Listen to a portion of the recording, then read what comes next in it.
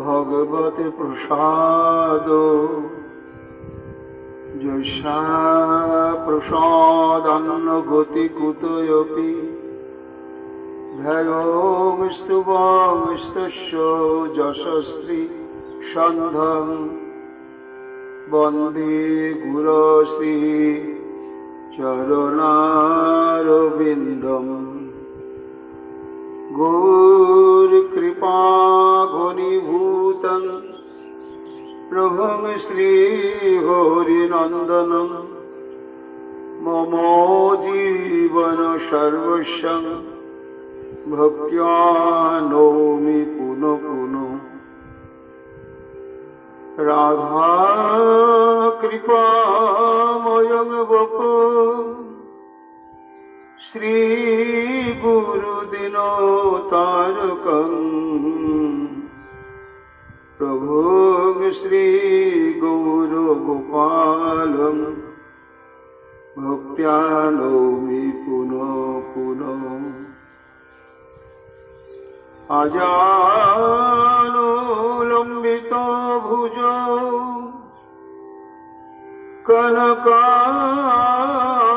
কনকাবদাতৌ সংকীর্তনৈকপিতারৌ কমলায়তাক্ষৌ বিশ্বম্ভরৌ দ্বিজবরৌ যুগধর্ম কালো বন্দে জগৎ প্রিয়কর করুণায় অবতার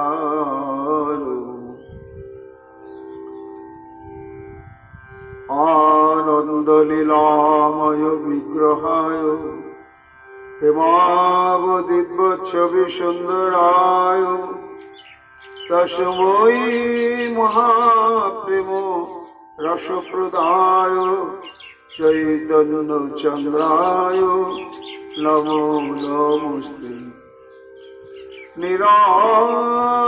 নিরানন্দমিদং সর্বং প্রেমানন্দস্বদীকৃতং যেন তং সততং বন্দে নিত্যানন্দ জগদ্গুরু শ্রীঅদ্বৈত নমস্তুভ্যং কলিজন কৃপানিধে গৌরী প্রেম প্রদাবৈব সর্বত্র সমদর্শিনী লাদিনী স্বরূপায় গৌরাঙ্গ সুহৃদায় চ ভক্ত শক্তি প্রদানায় গদাধর নমস্তুতে প্রণমামি শ্রীবাসং তমাতং পণ্ডিতং মুদা শ্রীগৌরাঙ্গ কৃপা পাত্রং কীর্তনানন্দ মানসং গৌরী প্রেম প্রদাবৈব সর্বত্র সমদর্শিনে নারায়ণ সুতায় চ শ্রীমন্নরহরয়ে নমঃ বর্হাপীড়ভিরামং মৃগমধুতিলকং কুণ্ডলাক্রান্তগণ্ডং কঞ্জাক্ষং কুম্ভকণ্ঠং স্মিতসুভগমুখং সাধরেণস্তবেনুং শ্যামং শান্তং ত্রিভঙ্গং রবিকর বসনভূষিতং বৈজয়ন্ত্যং বন্দে বৃন্দাবনস্থযুবতিশতবৃতং ব্রহ্মগোপালবেশম নমো নলিননেত্রায় বিনোবাদ্য বিনোদিনে রাধাধর সুধাপালং শালিনে বনমালিনে হে কৃষ্ণ করুণা সিন্ধু দীনবন্ধ জগৎপতে গোপেশ গোপিকাকান্ত রাধাকান্ত নমস্তুতে। মুখং করোতি বাচালং পঙ্গুং লঙ্ঘয়তে গিরিম যৎ কৃপাতমহং বন্দে পরমানন্দ মাধবম। তপ্ত কাঞ্চন গৌরাঙ্গী রাধে বৃন্দাবনেশ্বরী বৃষভানুসুতে দেবী রাধিকা তং নমাম্যহম। বন্দে নন্দব্রজস্ত্রীণাং পদারেণুবিঘ্নসো যশাং হরি কথাদ্গীতং পুনাতি ভুবনত্রয়म्। চতুর্বদন ব্রহ্মা দিবাহুরপরো হরি অভালোচন শম্ভুর ভগবান বদরায়ণী। জং প্রভজন্তমনুপেতমপেতকৃত্যম দ্বৈপায়ন বিরহ কাতর অজুহাব। পুত্রেতি তন্ময়া তয়া তরবয়োমিনী দুস্তং সর্বভূত হৃদয়মণিমানতোऽস্মি। তমাদিদেবম করুণানিধানম তমালবর্ণম শ্রীতাবতারম। অপার সংসার সমুদ্র সেতুম ভজামহে শ্রীভাগবত স্বরূপম। বঞ্চাকল্পতরুভ্যশ্চ কৃপা সিন্ধুভ্যেব চ পতিতানাং পাবনেভ্যো বৈষ্ণবেভ্যো নমো নমো। জয় রূপ সনাতন ভট্ট রঘুনাথ শ্রীজীব গোপাল ভট্ট দাস রঘুনাথ। ভক্তি ভরে বন্দি ছয় কোষায়ের চরণ যাহা হইতে বিঘ্ন নাশ অভীষ্ট পূরণ। জয় গৌরী ভক্তবৃন্দ গৌর যাদের প্রাণ সবে মিলে দেহ মোরে নিতাই গৌর ভক্তিদান। নিতাই গৌর হরি বল নিতাই গৌর হরি বল নিতাই গৌর হরি বল। জয় জয় নিতাই গৌর হরি হরি বল। তোমারে সদাই ভুলে আছি প্রভু, তুমি তো আমারে ভুলো না। তোমারে সদাই ভুলে আছি প্রভু, তুমি তো আমারে ভুলো না। ভুলো না, ভুলো না, ভুলো না, ভুলো না, তুমি তো আমারে ভুলো না।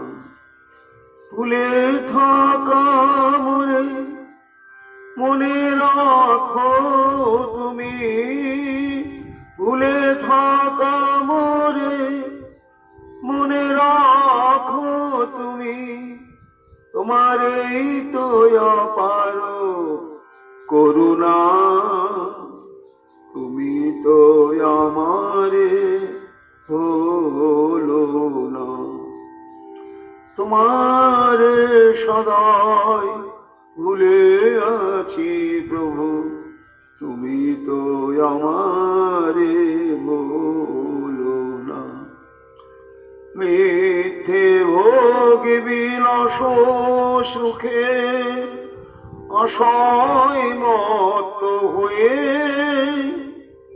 তোমারে ভুলে এমে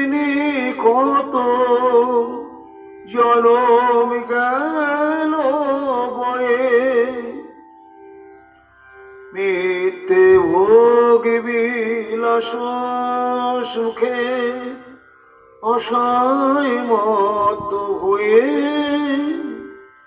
তোমারে ভুলে এমনি কত জনম গেল বয়ে সুখের আশায় তোমারে ভুলে আমি সুখের আশায় তোমারে ভুলে পাই যে কত বেদনা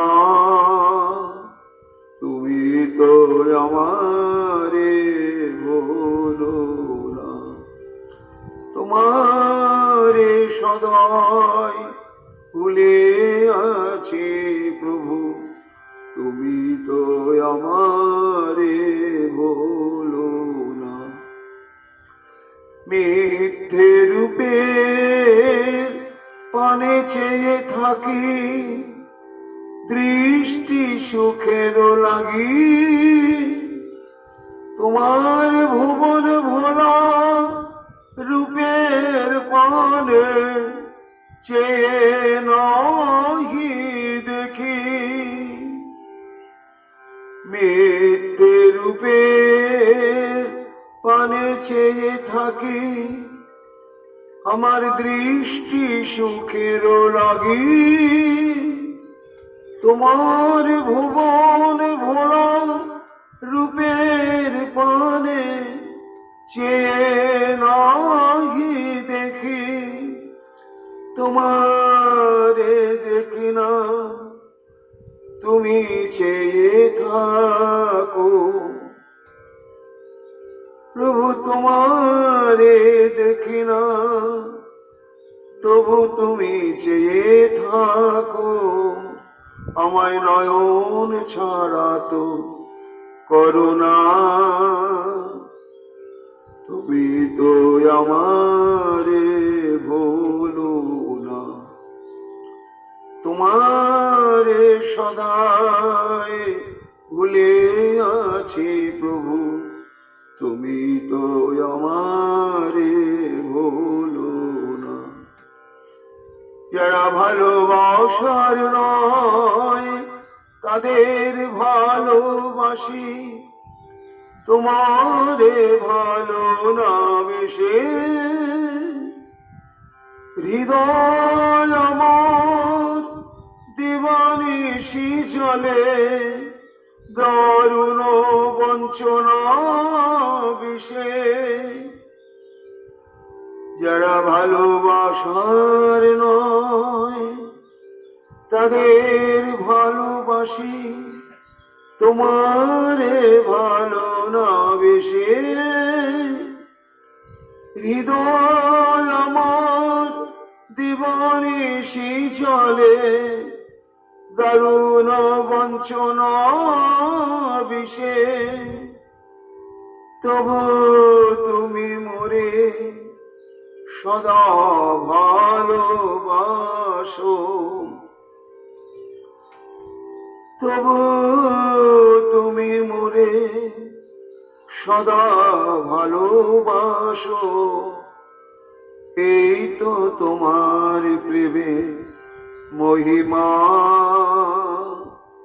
তুমি তো আমারে ভুলো না তোমার সদাই ভুলে আছি প্রভু তুমি তো আমারে ভুলো না কহিছে সরব দামোদর দাস শোনো হে প্রাণের হরি আমি যে তোমার তুমি যে আমার কি সম্বন্ধ বিশ্বরী কইছে সরব দামোদর দাস শোনো হে প্রাণের হরি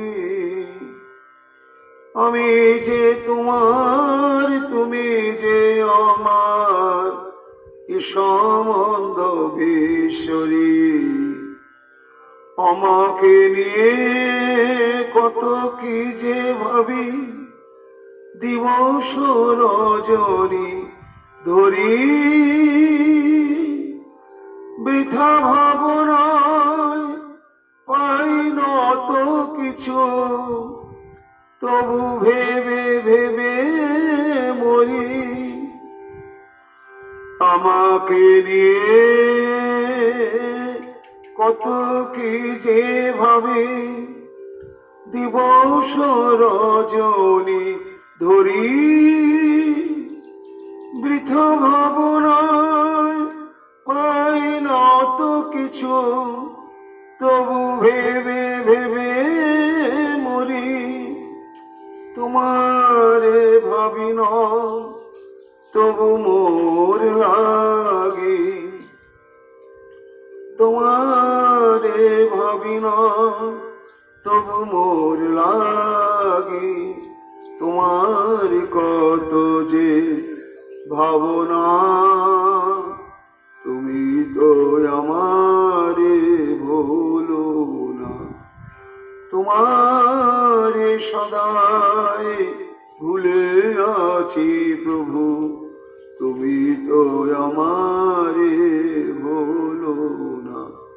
ভুলে থাকা মনে মনে রাখো তুমি, ভুলে থাকা মনে মনে রাখো তুমি।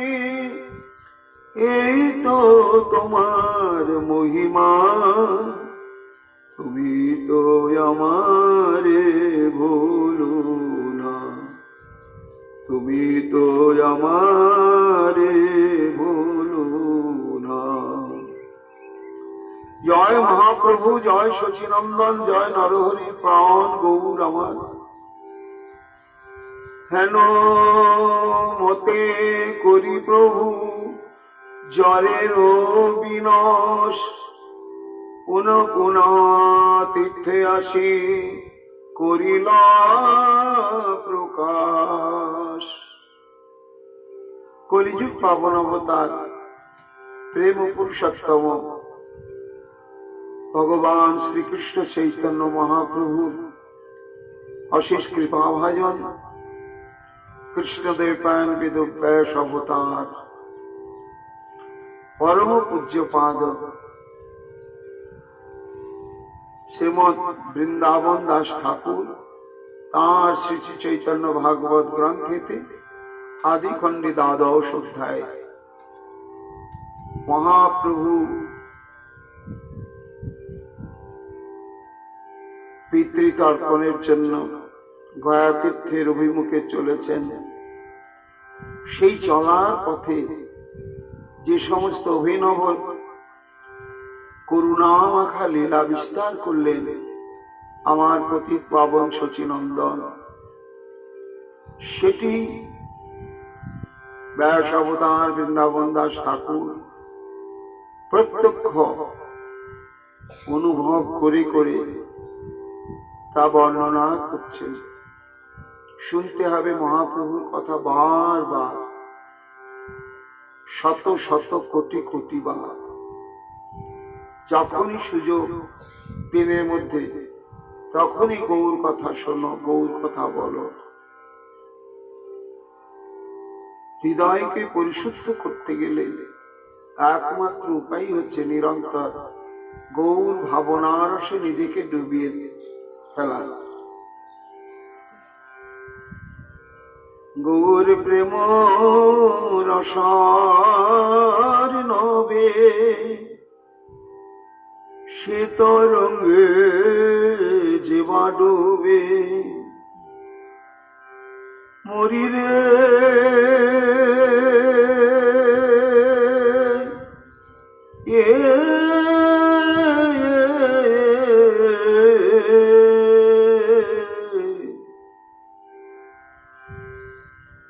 গৌর প্রেম রসার নবে সে তরঙ্গে যে বাডবে, সে রাধা মাধব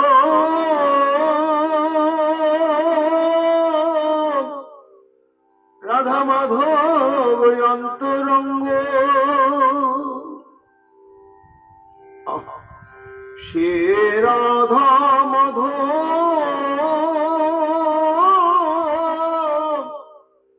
রাধা মাধব অন্তরঙ্গ।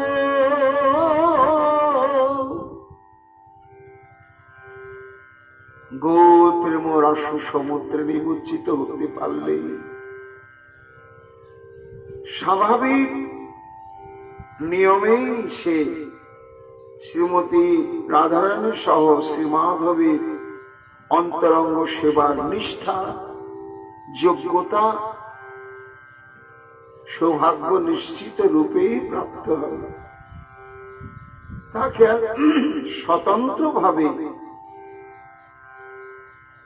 ওই দুর্লভ সম্পদ প্রাপ্তির জন্য কঠোর তপস্যা, ব্রত, সাধন, অনুশীলনের কোন অপেক্ষা নেই। এই গৌর প্রেম রসার নামে নিমজ্জিত হওয়াটাই হচ্ছে কলিহত জীবের একমাত্র ভজন সাধনের মুখ্য বিষয়। গৌরাঙ্গ বলিতে হবে পুলকেশ্বরী। যতক্ষণ পর্যন্ত গৌর গৌর বলতে বলতে আনন্দ শিহরণে, আনন্দের প্রস্রবণে অঙ্গ প্রত্যঙ্গ শিহরিত না হবে, রোমাঞ্চিত না হবে, ততক্ষণ বুঝতে হবে আমার গৌর প্রেম রসার নামে ডোবা হয়নি।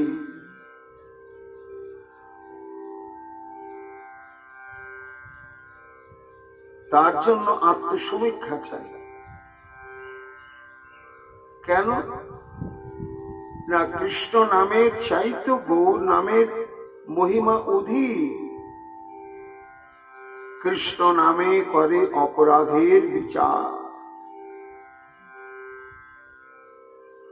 নিতাই গৌরাঙ্গ নামে নাই কোন অপরাধের বিচার।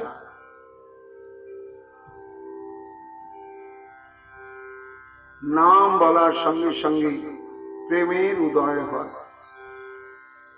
তাহলে অপরাধের অপেক্ষা বিহীন এই যে গৌরাঙ্গ নাম, নিতাই চাঁদের নাম বলা সত্ত্বেও যখন অন্তর এবং ইন্দ্রিয় আনন্দের অভিভূত হতে পারছে না, তাহলে বুঝতে হবে যে আমার এখনো ঐকান্তিক নিষ্ঠা নিয়ে আমি গৌর নাম করতে পারছি না, কোথাও একটা ফাঁক রেখেছি। অভ্রান্ত সত্য কথা, গৌরাঙ্গ বলিতে হবে পুলকেশ্বরী। বলার মতো যদি বলা হয়, হতেই হবে, এতে কোনো ফাঁক নেই। আর তখনই গৌর প্রেম রসের নাম। নরোত্তম ঠাকুর মশাই তাই কাঁদছে, আমারও হলো না।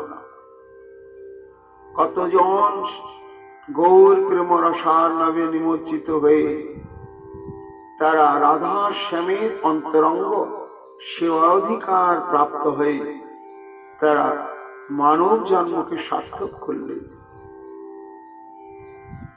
সে রাধা মাধব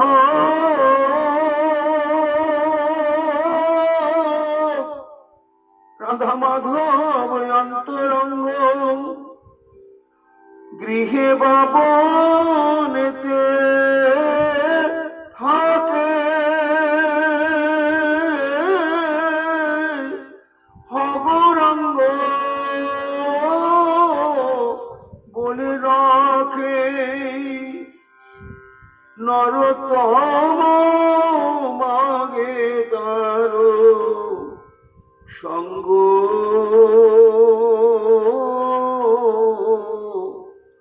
নরোত্তম মাগে তার সঙ্গ।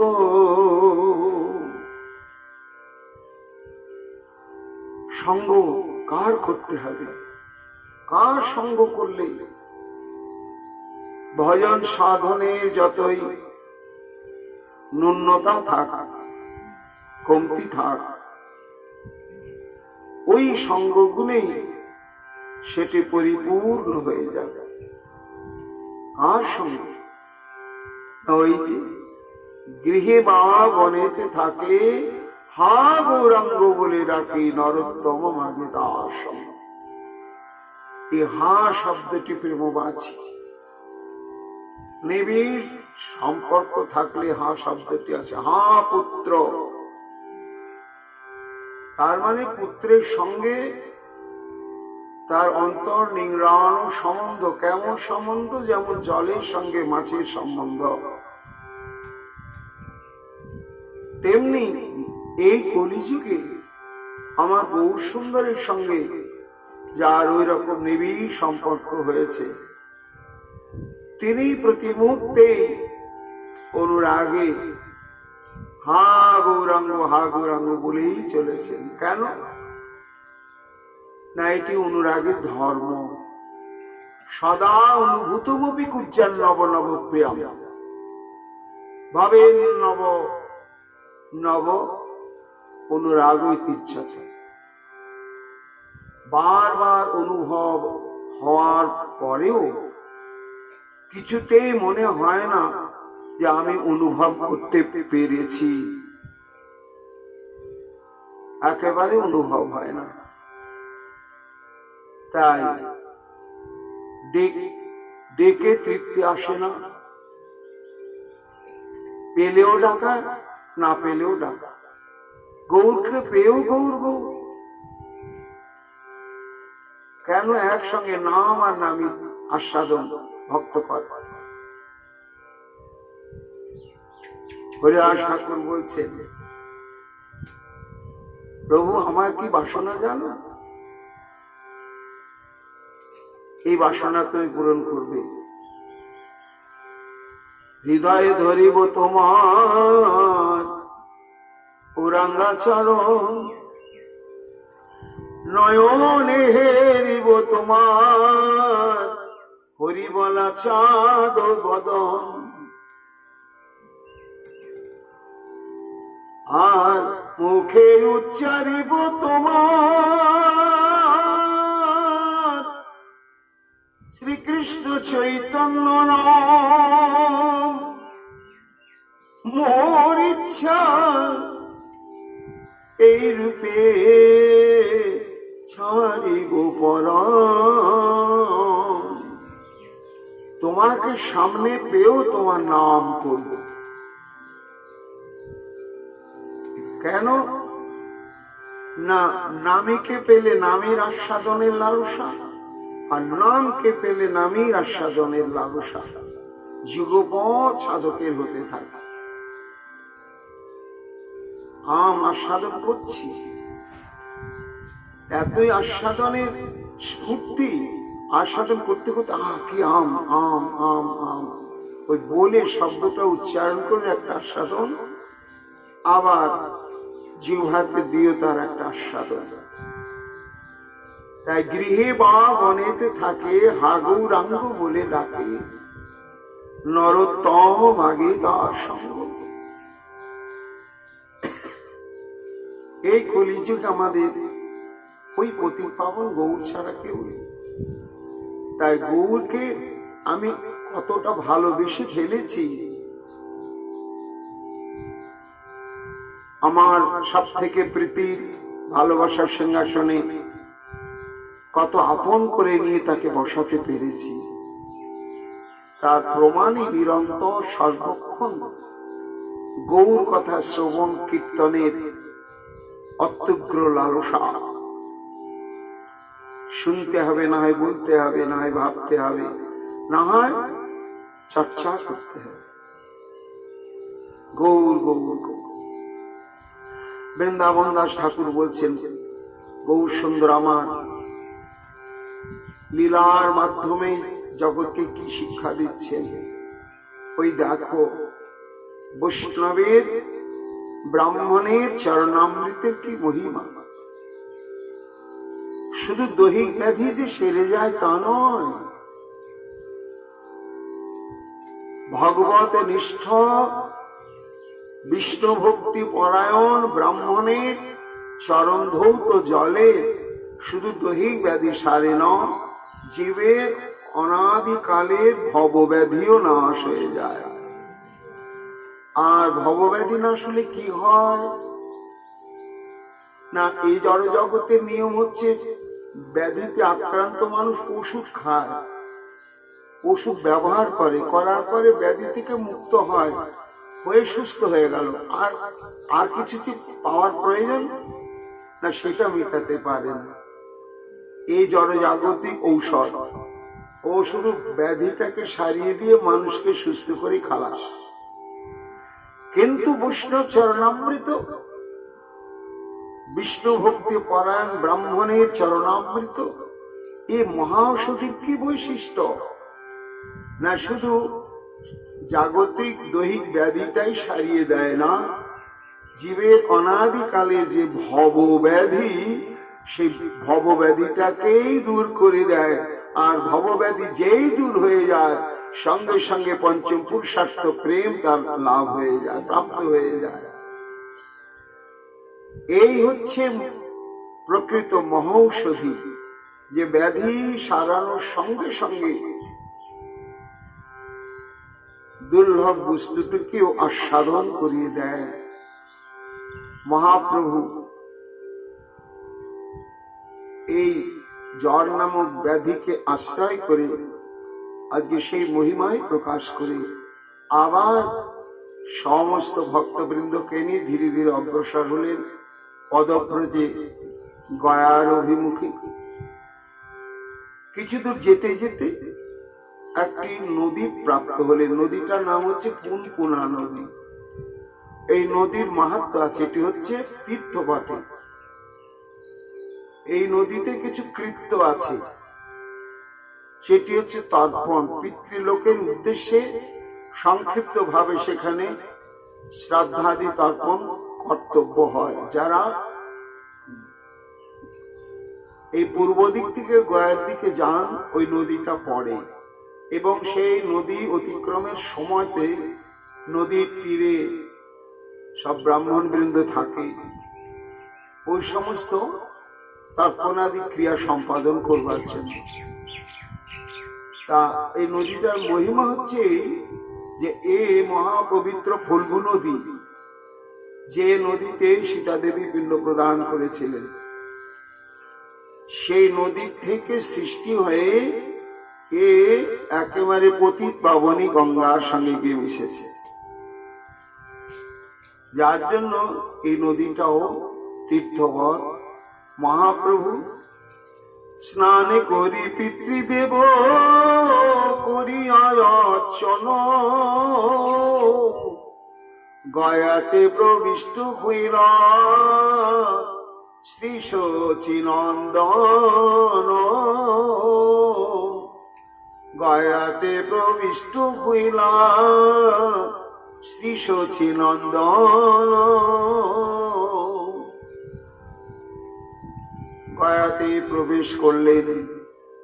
সুপ্রাচীন কাল থেকে নিয়ম রয়েছে, মহাপ্রভুর আবির্ভাবের আগে থেকে হিন্দু ধর্মের এটা চিরাচরিত নিয়ম, গয়ায় যেতে হয়। এই জন্য সেখানে নিজেদের পূর্বপুরুষদের নাম, ঠিকানা এবং কোন গয়াবাসী ব্রাহ্মণের আনুগত্যে অবস্থান করা হয়েছিল, সে সমস্ত বিবরণ সেখানে আছে। তাই মহাপ্রভুর লৌকিক লীলায় পূর্বপুরুষ যারা গয়াধামে গিয়েছিলেন, মহাপ্রভু অনুসন্ধান করে সেখানে গিয়ে উপস্থিত হলেন, আশ্রয় চাই, তারপরে তীর্থে এসে অভিভাবক চাই।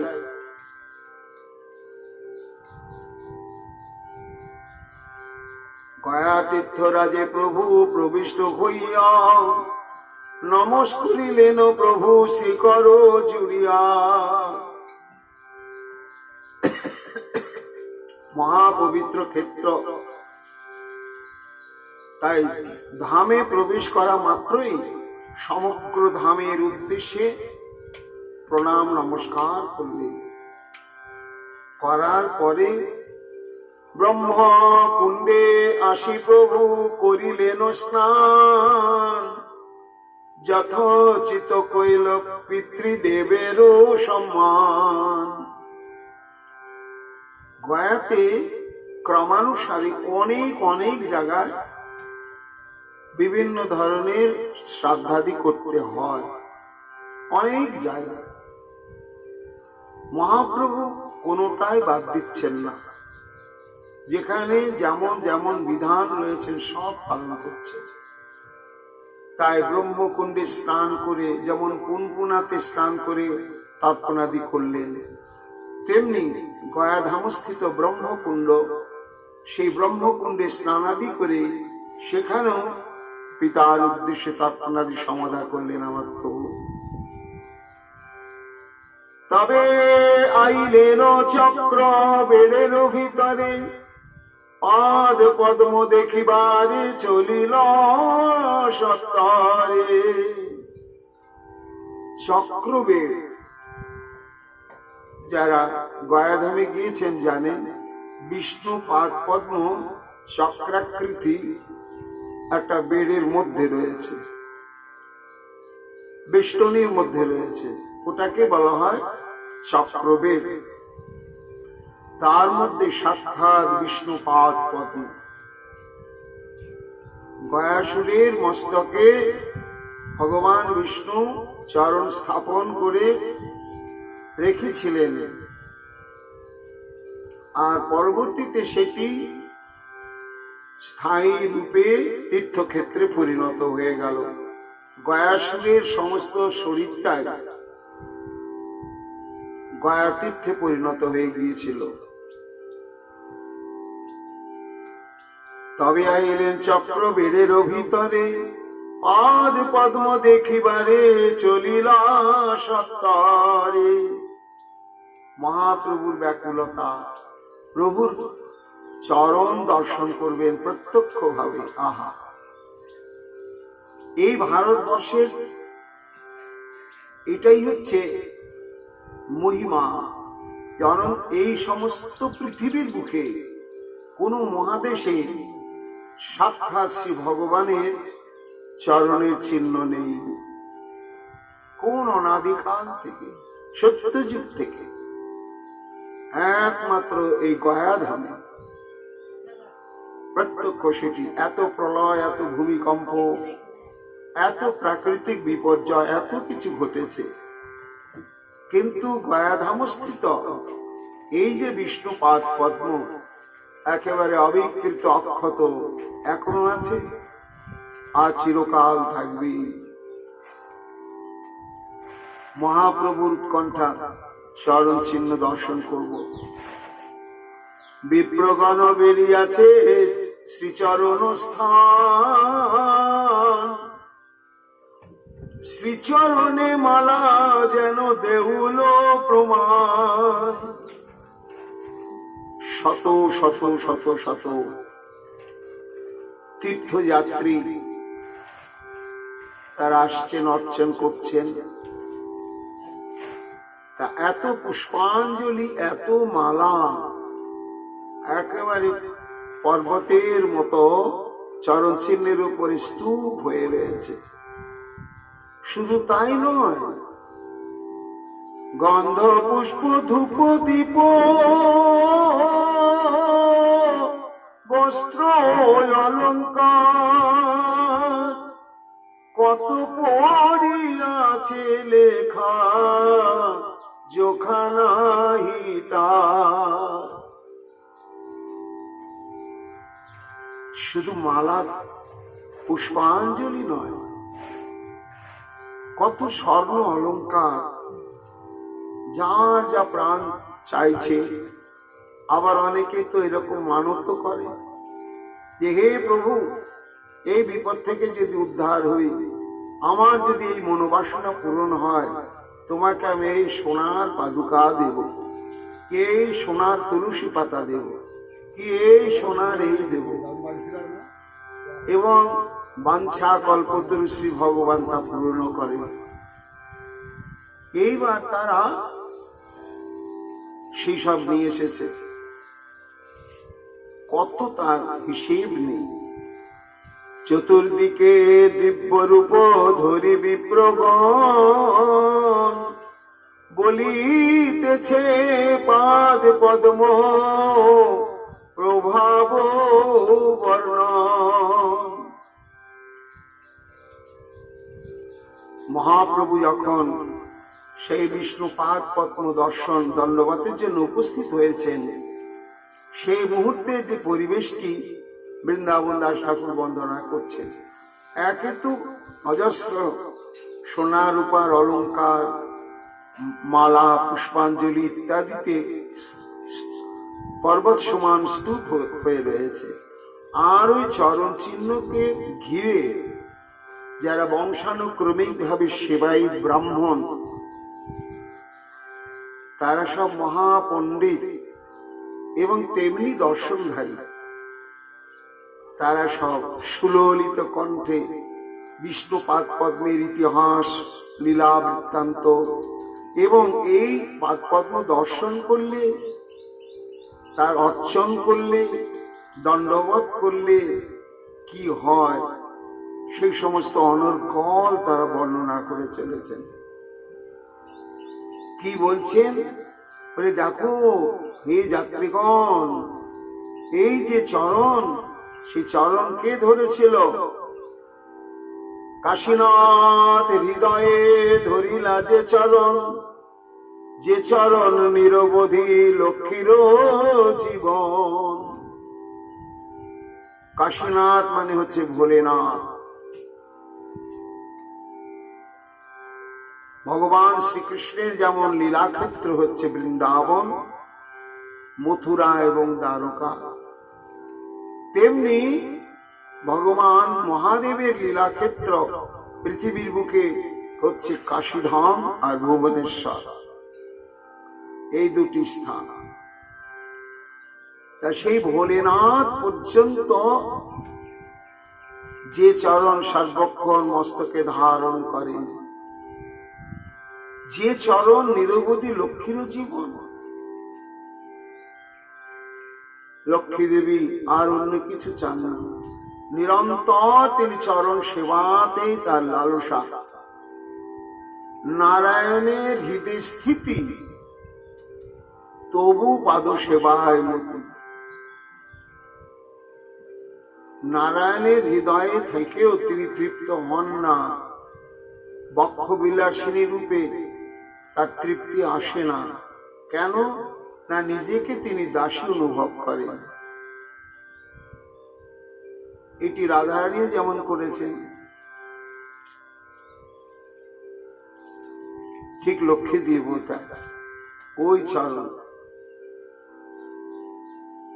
কাশীনাথ হৃদয়ে ধরিলা যে চরণ, যে চরণ নিরবধি লক্ষ্মীর জীবন। বলি শিরে আবির্ভাব হইল যে চরণ, সেই চরণ দেখো যত ভাগ্যবন্ত জন। সেই চরণ, এটা আলাদা চরণ নয় যে ওই চরণটা ছিল আলাদা আর এখানে এই যে চরণের চিহ্ন পড়েছে এটা আলাদা না। সেই বলি কৃপা করে মস্তকে প্রাপ্ত হয়েছিলেন যে চরণ। বলির কত সৌভাগ্য। বলি নিজেও বলেছেন, হে প্রভু, এটি তো তোমার তিরস্কার নয়, এটি তোমার পুরস্কার। যে চরণ দর্শনের জন্য জন্ম জন্মান্তর তপস্যা করছি কত সাধু সন্ন্যাসী, আর আমি শুধু দর্শন না, আমার সর্ব উন্নত স্থান এই চিরপ্রদেশে তোমার চরণ আমি পেয়ে গেলাম চিরকালের জন্য। বলি শিরে আবির্ভাব হইল যে চরণ, সেই দেখো ভাগ্যবন্ত যত জন। তিলার দেখো যে চরণ ধ্যান কইলে মাত্র, যম তার না হয়নি অধিকার পাত্র। ওই সমস্ত ব্রাহ্মণগণ, পূজারী ব্রাহ্মণগণ, সেবায়ত ব্রাহ্মণগণ এইভাবে বিষ্ণুপাদ পদ্মের মহিমা কীর্তন করছেন যে দেখো এই চরণী সাক্ষাৎ বলি ধারণ করেছেন। এই চরণ ধ্যান করলে, আহা, চরণকে যদি ধ্যান করা হয় নিত্য, তাহলে জমের দুধ কোনোদিন তার কাছে আর আসে না, একেবারে আসে না। যদি প্রবৃত্তির বশে সে কোনো পাপ কর্ম করে বসে, তখন সেই চরণ ধ্যানকারী ভক্তের পাপ পুণ্যের বিচার আর জমের দরবারে হয় না, ওটা বৈকুণ্ঠে শ্রীহরির দরবারেই হয়।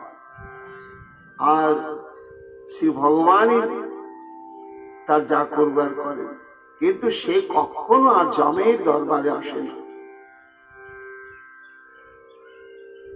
যোগেশ্বর সবার দুর্লভ যে চরণ, সেই এই দেখো যত ভাগ্যবন্ত জন।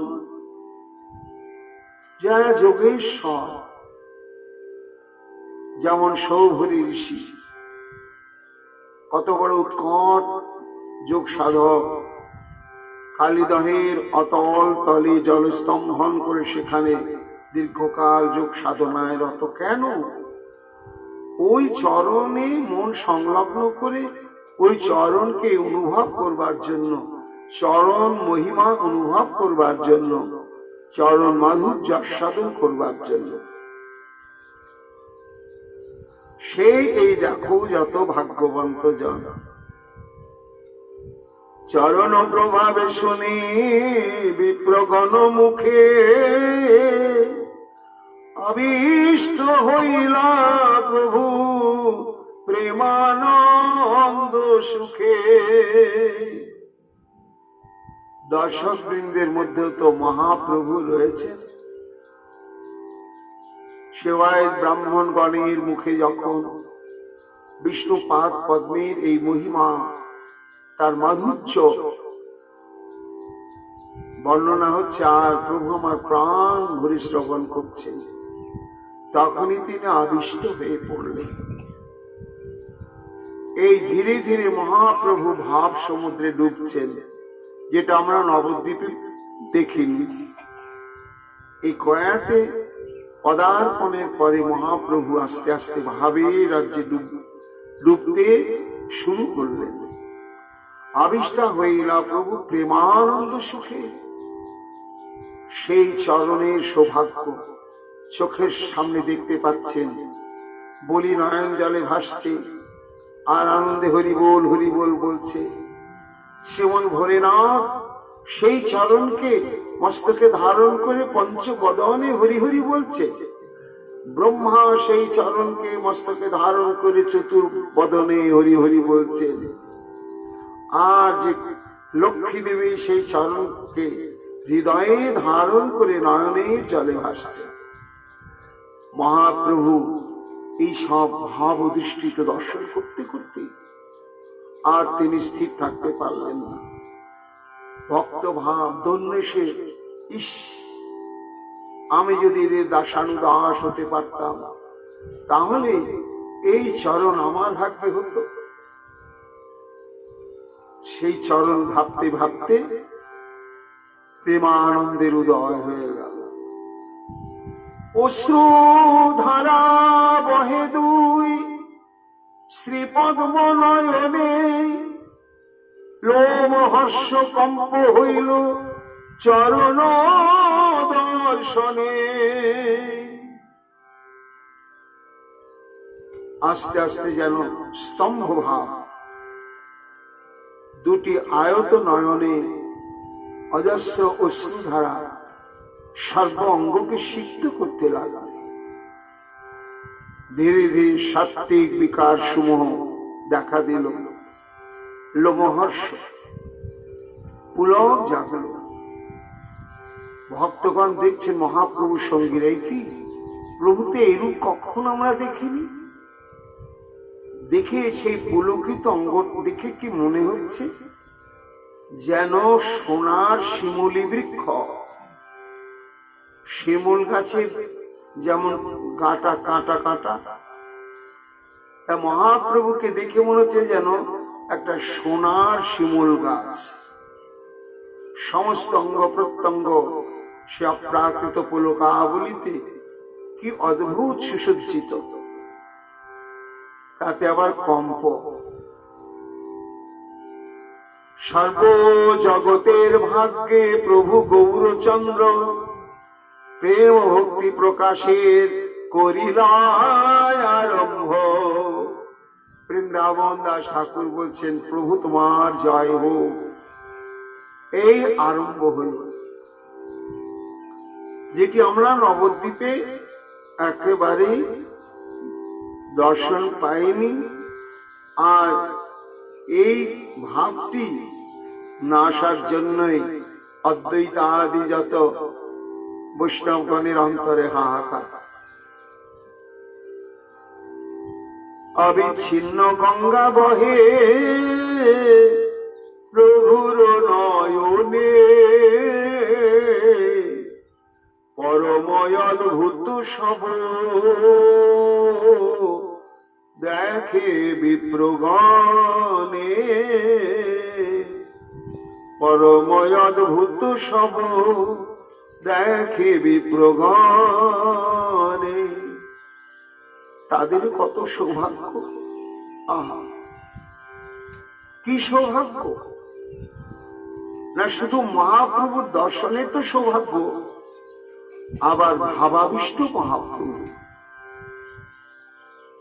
শাস্ত্র বলছে এই ভাবাবিষ্ট দশা আর সাধারণ দশা, দর্শনের মধ্যে ভেদ থাকে কিছু।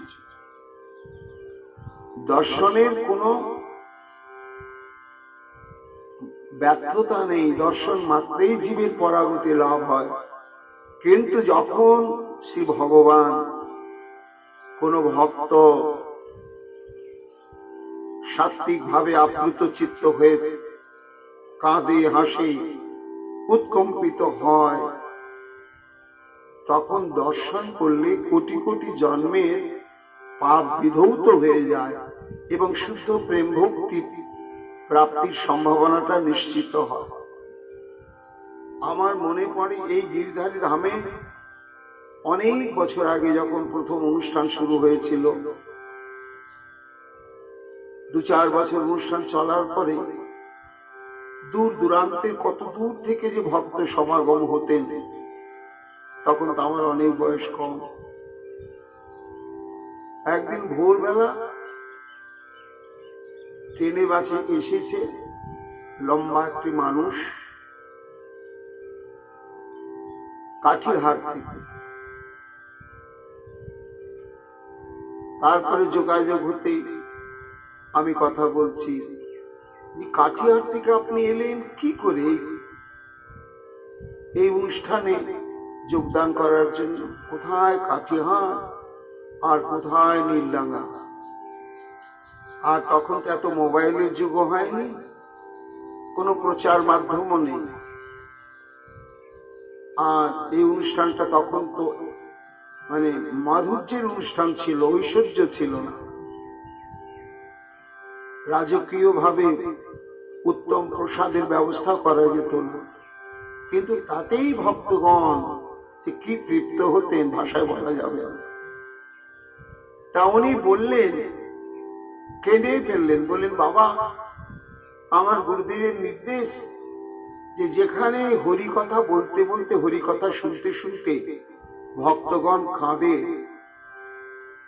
তুমি যদি জীবনে কখনো সুযোগ পাও, তাহলে সেই ভাবাপ্লুত দৃশ্য যদি তুমি দর্শন করতে পারো, তাহলে তোমার এইবারের মতো মানব জন্ম সার্থক হয়ে গেল। তাই আমি লোক পরম্পরায় অনুসন্ধান করতে করতে করতে করতে আমি জানলাম যে নীলডাঙ্গা এই গোপাল আশ্রমে এইরকম ভক্ত সমাগম হয়, আর তখন হতো তাই। তা আমি সে কথাটা ভুলিনি। যে কৃষ্ণ বলে কাঁদছে, হরি বলে কাঁদছে ভক্তগণ, সেটি যদি দর্শনও করা হয় তাহলে মানব জন্মই ধন্য হয়ে যায়। আর যিনি কাঁদছেন ভাব সমুদ্রে ডুবে গিয়ে, তার তো কি বলাই যাবে না মহিমা। হঠাৎ সেই সময় একটি ঘটনা ঘটল। মহাপ্রভু ভাবাপ্লুত অবস্থা, সঙ্গীগণ সন্ত্রস্ত হয়ে আছেন, কিছু বলতে পারছেন না। দৈব যোগে ঈশ্বর পুরীও সেই ক্ষণে আইলেন ঈশ্বর ইচ্ছায় সেই স্থানে। ঈশ্বর পুরী মহাপ্রভু লৌকিক লীলায় যিনি দীক্ষাগুরু হবেন, এই ঈশ্বরপুরী পাদের সঙ্গে এই গয়া আসবার আগেই নবদ্বীপে পরিচয় হয়েছে মহাপ্রভু। তখন তিনি ঈশ্বরপুরীকে জেনেছেন একজন সন্ন্যাসী রূপে, শাস্ত্রজ্ঞ রূপে, বিদগ্ধ রূপে, মহান রূপে। আর ঈশ্বরপুরীপাদ মহাপ্রভুকে কি রূপে জেনেছেন, অনুভব করেছেন, সেটা আমরা পরে ঈশ্বরপুরীপাদের বদনেই শ্রবণ করব। তা সেই মুহূর্তে যে গয়া ধামে, একে পবিত্র গয়া ধাম, তাতে বিষ্ণু পাদ পদ্মের মহিমা শ্রবণ করতে করতে ওই বিষ্ণু পাদ পদ্মের সম্মুখে প্রভু প্রেমে ভাবাবিষ্ট দশা প্রাপ্ত হয়েছেন। আর সেই সময় ঈশ্বরপুরী সুভাগন। কে এই ঈশ্বরপুরী, কি তার পরিচয়? না, মহাজনগণ বলছেন এর পরিচয়। রাড়ীয় ব্রাহ্মণ শ্যাম সুন্দর আচার্য, কুমার হট্টবাসী বিপ্র সর্বগুণে বর্জ্য। জন্মসূত্রে ঈশ্বরপুরীপাদ রাড়ীয় ব্রাহ্মণ, বারেন্দ্র ভূমির ব্রাহ্মণ আর রাঢ় অঞ্চলের ব্রাহ্মণ, তাদেরকে রাড়ীয় ব্রাহ্মণ বলা হয়। পিতার নাম হচ্ছেন শ্যাম সুন্দর আচার্য। জন্মভূমি হচ্ছে কুমার হট্ট, কলকাতার কাছে, এখন যার নাম হচ্ছে হালি শহর। কৃষ্ণনগর থেকে শিয়ালদা যাওয়ার পথে হালি শহর স্টেশন পড়ে, সেইখানে এই ঈশ্বরপুরীপাদের জন্মভূমি। তার পুত্র ঈশ্বরপুরী বুদ্ধে বৃহস্পতি, বেদ বেদান্তাদি শাস্ত্রে তার মতি গতি। জন্মের পর থেকে ঈশ্বরপুরীপাদ, তার পিতৃদত্ত নাম জানা যায়নি। মহা পণ্ডিত এবং অল্প বয়সেই তিনি ভক্তি শাস্ত্র, ভাগবতাদি অধ্যয়ন, অনুশীলন এবং হৃদয়ঙ্গম করেছেন।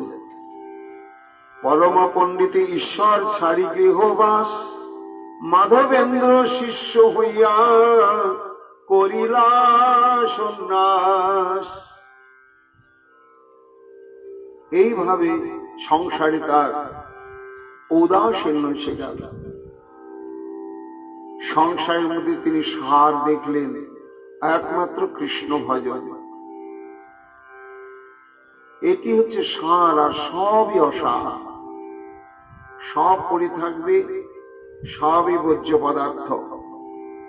এইটাই যদি ছাড়তে হবে, তো যা ছাড়তে হবে তা গ্রহণ করে লাভ কি, তাই না? ছাড়তেই যদি হয় তাহলে গ্রহণ করে লাভ কি? সংসারে জড়িয়ে পড়া মানে গ্রহণ করা। একা আছি, বিবাহ করলাম, স্ত্রীকে গ্রহণ করলাম, বা স্ত্রী স্বামীকে গ্রহণ করলো, তারপর পুত্র কন্যা দিয়ে হলো, সেগুলো গ্রহণ হচ্ছে। তাদের নিমিত্ত বাড়ি ঘর ইত্যাদি ইত্যাদি সবই গ্রহণ। এইবার যখন শেষ নিঃশ্বাস ত্যাগের সময় আসবে, সবই ছাড়তে হবে। তো যাদেরকে গ্রহণ করে, যাদের প্রতি দায়িত্ব কর্তব্য সম্পাদন করতে করতে জীবনটাকে শেষ করে দিলাম, তার পরিণাম কিছুই পেলাম না, অথচ ত্যাগ করতেই হলো। ও জমের হাতে পায়ে ধরলেও পায়নি, নিয়ে যাবেই যাবে। এই জন্য ত্যাগের আগে ত্যাগ, ছাড়তেই যখন হবে তার আগে ছাড়া দরকার। তাই ঈশ্বর পরিপাদ দেখলেন অসার সংসার, পরমা পণ্ডিতে ঈশ্বর ছাড়ি গৃহবাস, মাধবেন্দ্র শিষ্য হইয়া করিলা সন্ন্যাস। মাধবেন্দ্র পুরী তিনিও বঙ্গভাষী ব্রাহ্মণ সন্তান এবং তিনি সন্ন্যাস ধর্মাবলম্বী। তিনি হচ্ছেন এই কৃষ্ণ ভক্তির প্রথম অঙ্কুর, ঈশ্বর পরিপাদ। তার সম্পর্কে আগে থেকে জানা ছিল। এইবার সংসার থেকে বেরিয়ে গিয়ে তার চরণে পরিপূর্ণ আত্মসমর্পণ করলেন, গুরু সেবা করলেন বেশ কিছুদিন। তারপরে গুরুদেব তাকে যখন যোগ্য মনে করলেন, তখন দীক্ষা এবং বেশ সংস্কার করে তাকে সন্ন্যাস ধর্মে প্রতিষ্ঠিত করলেন।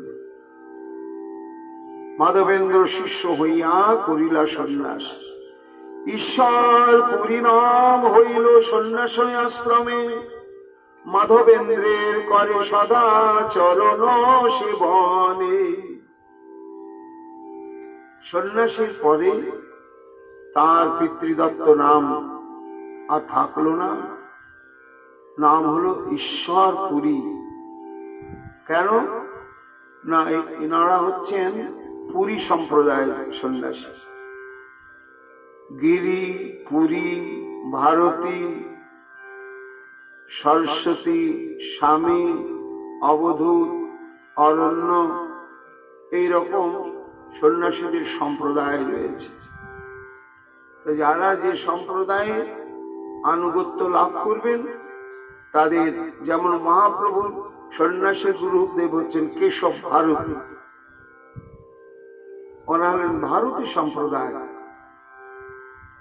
আর মাধবেন্দ্র পাদ হলেন পুরী সম্প্রদায়।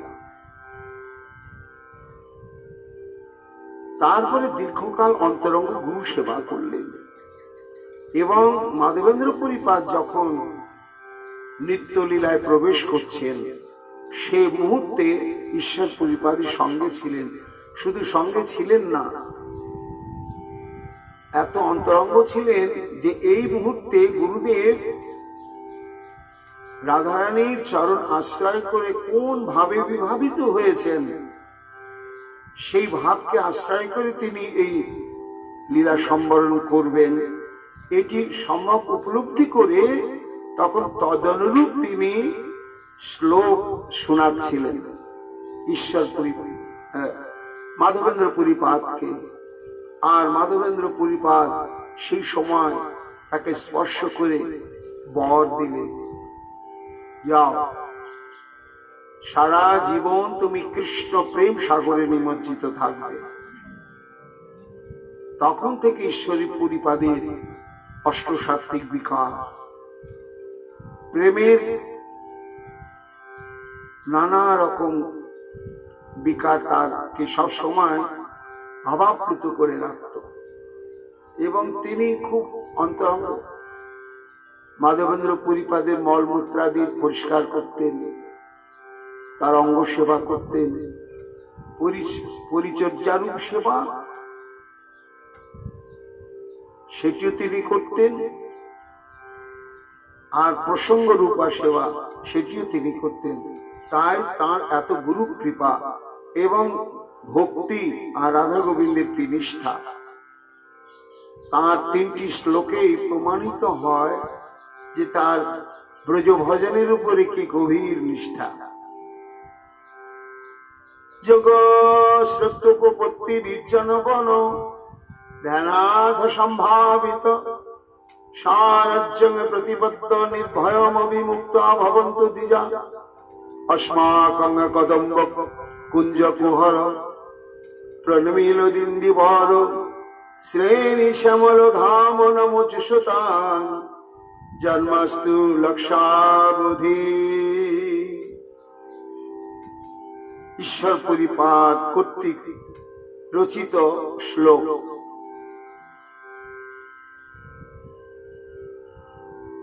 কি বলছেন তিনি? না যোগশ্রুত উপপত্তি নির্জন বন ধ্যানার্থ সম্ভাবিত স্বরাজ্যং প্রতিপদ নির্ভয়ভূমি মুক্তা ভবন্তু দ্বিজা। অর্থাৎ তিনি বলছেন যে ব্রাহ্মণ, ক্ষত্রিয় এবং বৈশ্য এই তিনটি বর্ণেরই উপনয়ন সংস্কার বেদে রয়েছে। এই জন্য এই তিনটি বর্ণকে দ্বিজ বলা হয়। তা এই তিনটি বর্ণের মানুষ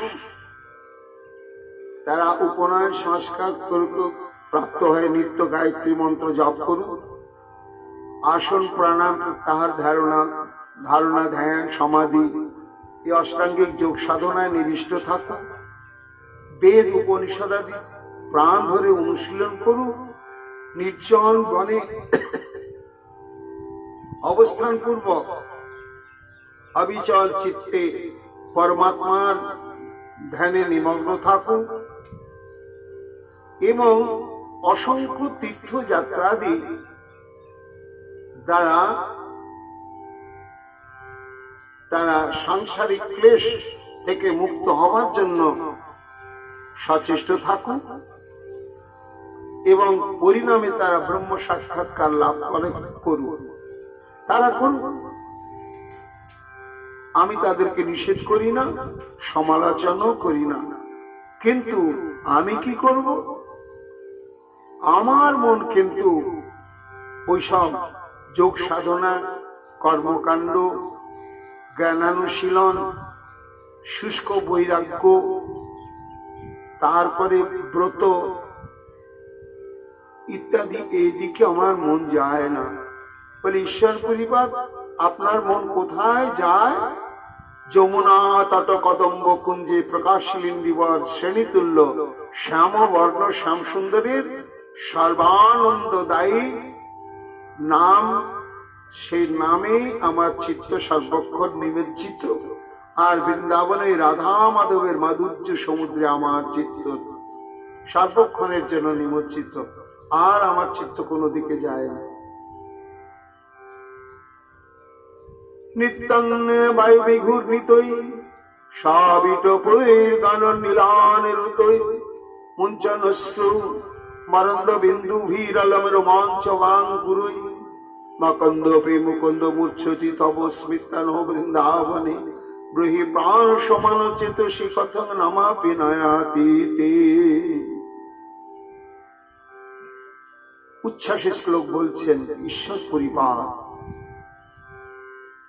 বৃন্দাবন দাস ঠাকুর এই যে মহাপ্রভু ভাবাবিষ্ট অবস্থাতে বিষ্ণু পাদপদ্মে অবস্থান করছেন, আর সেই সময় যেন একটা মহা যোগ ঈশ্বর পরিপাদ এসে উপস্থিত হলেন। কেন না, ঈশ্বর পরিপাদই হচ্ছে ভাবের মূর্তিমন্ত বিগ্রহ।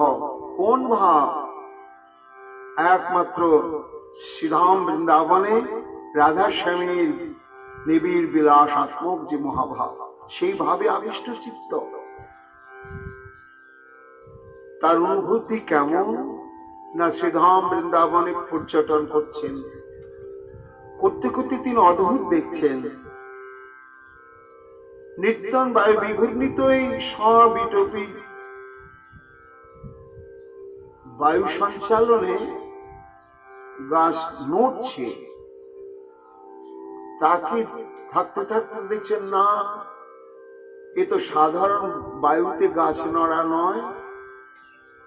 দীর্ঘক্ষণ তাকে থাকতে থাকতে স্পষ্ট বুঝতে পারলেন বৃক্ষ যেন বায়ুকে ডেকেছে, ও বায়ু আমি তো স্থাবর, আমি একটু নড়তে চড়তে পারি না, আমার খুব নাচতে ইচ্ছা, তা তুমি একবার এসো, এসে আমাকে একটু দুলিয়ে দাও, আমি প্রাণ ভরে একটু নৃত্য করি। তাই সঞ্চালিত পবনে বিঘূর্ণিতই সবিটপি, আন্দোলিত হচ্ছে শাখা প্রশাখা। কি এ তো বৃক্ষ নৃত্য করছে। আর নৃত্যটা কখন আসে না, যখন একেবারে হৃদয়ে কানায় কানায় পরিপূর্ণ হয়ে যায় কৃষ্ণ প্রেম রসে, তখন এই অবস্থাটা আসে। আহারে, একটা স্থাবর বৃক্ষ দেখো, তারও কত সৌভাগ্য যে কৃষ্ণ প্রেমানন্দে কেমন নৃত্য করছে। না না, শুধু নৃত্য করছে না, কেননা ভাগবতে বলেছেন, এবং ব্রত সপ্রিয় নমকীর্তা জাতানুরাগ দ্রুত চিত্তই হসত্তত রোদিতি রৌতি উন্মাদবৎ নৃত্যতি। গান করছে। কিভাবে গান করছে?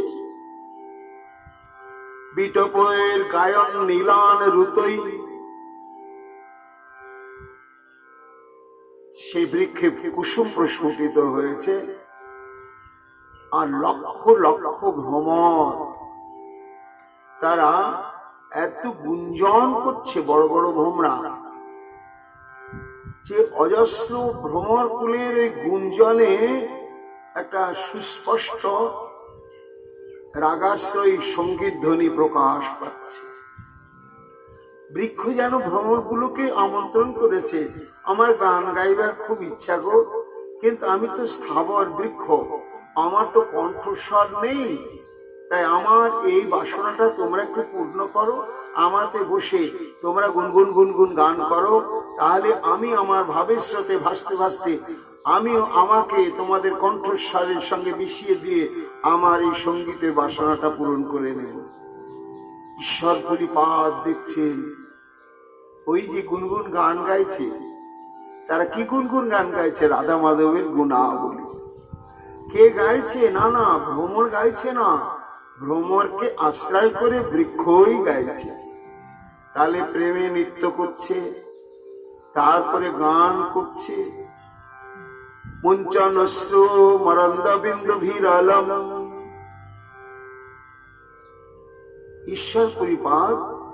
তাহলে প্রেমে যদি নাচে বৃক্ষ, গান করে, তা প্রেমাশ্রুত নির্গলিত হয়। তাহলে আপনি যে প্রেমিক বৃক্ষকে দর্শন করছেন, সেই বৃক্ষের কি এই প্রেম বিকারে অশ্রুপাত হয়েছিল? হ্যাঁ। কিভাবে না, ওই যে মরন্দ বিন্দু বিরলম মুঞ্চন শ্রু, অর্থাৎ ওই কুসুমগুলো থেকে এত মধু যে ভ্রমর তা আস্বাদন করে করেও নিঃশেষ করতে পারছে না, উপচে ছুঁয়ে ছুঁয়ে পড়ে যাচ্ছে, বৃক্ষ তলাটা চটচটে হয়ে যাচ্ছে। ওটা মধু, ফুলের মধু ঝরছে না, ওটাই প্রেমাশ্রু প্রবাহিত করছে বৃক্ষ। সে যেন বলছে, আমি তো প্রেমিক ভক্তের মতো কাঁদার মতো আমার এই জীবন নয়, কিন্তু আমি একটু অশ্রুপাত করতে চাই, তাই তার থেকেই প্রস্ফুটিত কুসুমের মধুটাই যেন অশ্রুবিন্দু। শুধু তাই নয়, রোমাঞ্চ বানুঙ্করই। আচ্ছা, প্রেম হলে রোমাঞ্চ হয়? হ্যাঁ, ওই দেখো বৃক্ষের দিকে তাকিয়ে দেখছে অঙ্কুর উদ্গম হচ্ছে, বিভিন্ন জায়গায় অঙ্কুর উদ্গম হচ্ছে, সেটাই যেন রোমাঞ্চ। মাকন্দ মুকন্দ মূর্ছতি তবস্মৃতান বৃন্দাবনে। দেখতে দেখতে কাঁদতে কাঁদতে হাহাকার করে উঠলেন ঈশ্বর। হে মাধব, হে মাধব, এই বৃন্দাবন স্থিত প্রেমাবিষ্ট বৃক্ষের কত সৌভাগ্য, আর আমি সৃষ্টির মুকুটমণি মানুষ, কিন্তু আমি এত কাঠ কঠিন পাষাণ যে আমার একটুখানি প্রেমের প্রকাশ নেই। আহা হা, আমার যে কি দুর্ভাগ্য, তাই তুমি আমায় কৃপা করো। এই বলে তখন সেই বৃক্ষের তলায় গড়াগড়ি দিচ্ছেন আর বৃক্ষের উদ্দেশ্যে বারবার প্রণাম নিবেদন করছেন। বৃন্দাবন দাস ঠাকুর বলছেন, আজকে এক ভাব সমুদ্রে আর এক ভাব সমুদ্রে এসে মিশেছে। এই সমুদ্রটা সবই সৃষ্টি হতে চলেছে, আর এই সমুদ্রটা আগেই পরিপূর্ণ দশা প্রাপ্ত হয়েছে।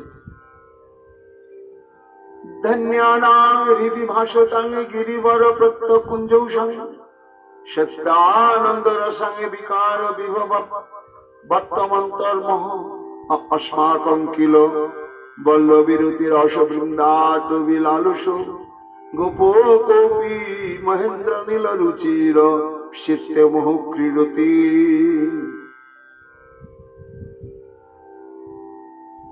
ঈশ্বর কৃপার আপ্লুত চিত্ত হয়ে কতিপয় ভক্তকে সাথী পেয়েছেন, তারাও সমভাবের ভাবুক। তো খোল করতাল মৃদঙ্গ নিয়ে প্রাণ খুলে তারা নাম সংকীর্তন করছেন, লীলা সংকীর্তন করছেন। কি লীলা সংকীর্তন করছেন? গীত গোবিন্দের পদ। তা গীত গোবিন্দের পদাবলী, সমস্ত পদাবলী হচ্ছে আদি রসাত্মক, শৃঙ্গার রসাত্মক, যা প্রাকৃত ভাব নিয়ে শুনলেই মনটা অন্যরকম হতে পারে।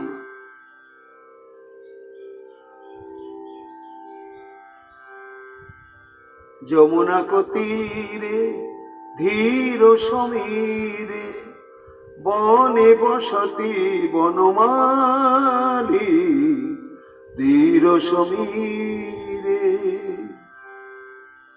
রাধারানী জিজ্ঞাসা করছেন, এখন আমার বধূ কোথায় রে, কি করছে? ওই যে যমুনার তীরে ধীর সমীর নামক যে কুঞ্জ, সেই কুঞ্জে বসে বসে তিনি প্রত্যাশা করছেন তোমার অভিষেক। তাই কেমন? পিন পায় ধর পরিসর মর্দন, পিন পয় ধর পরিসর মর্দন, চঞ্চল কর যুগশালী ধীর সমীরে যমুনা তীরে বনে বসতি বন মালী। পিন পয় ধর পরিসর মর্দন, চঞ্চল করযুগশালী আদি রসাত্মক। বিলাসের জন্য এত দুর্বার ব্যগ্র অধৈর্য হয়েছেন যে তার করকমল দয় অস্বস্তি বোধ করছে। কেন না, হে রাধে, তোমার বক্ষজ দয়কে নিপীড়ন করবার জন্য। এই তো আনন্দে সখী ভাবে, রাধা দাসী ভাবে আবিষ্ট হয়ে প্রেম উথাল পাথাল, মৃদঙ্গ করতাল বাদ্য সহযোগে গান গাইছেন। আর এমন সময় ব্রহ্মবাদী সাধুরা বলছে, হে হে পরিপাত, এই খোল করতাল নিয়ে এই রকম আদি রসাত্মক গান করছেন, চিত্ত স্থির থাকবে? কখনো চিত্ত স্থির থাকবে না। তাহলে আমাদের মতন একাকী ধ্যান করুন আর বেদান্ত শ্রবণ করুন। এই নীতি নীতি নীতি বেদান্ত শুনতে শুনতে শুনতে একেবারে শুষ্ক কঠোর বৈরাগ্য চিত্তকে প্রবেশ না করাতে পারলে এই সব আদি রসাত্মক গান বাজনা অনুশীলনে পথভ্রষ্ট হওয়ার সম্ভাবনা। তখন তার উদ্দেশ্যে বলছেন যে সাধক, আপনাদের ইচ্ছা হচ্ছে আপনারা যান পর্বত গুহায় গিয়ে কঠোর ব্রত তপস্যা নিয়ে অচঞ্চল চিত্ত হয়ে নিরালা নির্জন ভাবে সেই পরম ব্রহ্মের উপাসনা করেন করব, কিন্তু আমি তা করব না। কেন? अस्माकं किल वल्लभीर तीरस बृंदाटवी लालस गोप गोपी महेंद्र नील रुचिर चित्त मुहूर्त আমাদের হৃদয় থেকে বেরোচ্ছে না। কাজে কি করে তাকে ভুলে তবে আমি সেই ব্রহ্মানন্দকে স্থান দেব? কে বেরোচ্ছে না? ওই বৃন্দাবনের উজ্জ্বল নীলকান্তমণি সদৃশ মনোহর কান্তি সমন্বিত একটি রসিক, সে আমার হৃদয়ের মধ্যে তার প্রিয়তমা রাধারানীকে নিয়ে এমন বিহার করছে যে আমার হৃদয় থেকে আর কিছুতেই বেরিয়ে যাচ্ছে না। কাজেই আমার হৃদয়ে যিনি অবস্থান করছেন তাকে নিয়ে আমাকে থাকতে দিন, আর আপনারা যা করবার তা করুন। হরি বল। এত নিষ্ঠা এই ঈশ্বরপুরী পাদে আজকে সেই মুহূর্তে সে উপস্থিত হয়েছে। ঈশ্বরপুরী রে দেখি শ্রী গৌর সুন্দর, নমস্করিলেন অতি করিয়ায় আদর। ঈশ্বরপুরী গৌর চন্দ্রে রে দেখিয়া আলিঙ্গন করিলেন মহাহর্ষ হইয়া। মহাপ্রভু স্বপ্নেও ভাবতে পারেননি যে এই স্থানে আমি ঈশ্বরপুরী পাদে দর্শন পাব, আর ঈশ্বরপুরী পাদও কিন্তু স্বপ্নেও ভাবতে পারেননি যে এই গয়াতে সেই এই মুহূর্তে এই স্থানে আমি শচীনন্দনের দর্শন পাব। এটা একেবারে নিশ্চিত, দুজনেরই অজ্ঞাত, এর দৈবক্রমে মহামিলন। তাই ঈশ্বরপুরী গৌর চন্দ্রের দেখিয়া আলিঙ্গন করিলেন মহাহর্ষ হইয়া। দোহাকার বিগ্রহ দোহাকার প্রেম চলে, সিঞ্চিত হইলা প্রেমা নন্দ কুতূহলে। প্রভু বলে গয়া যাত্রা সফল আমার, যতক্ষণে দেখিলাম চরণ তোমার।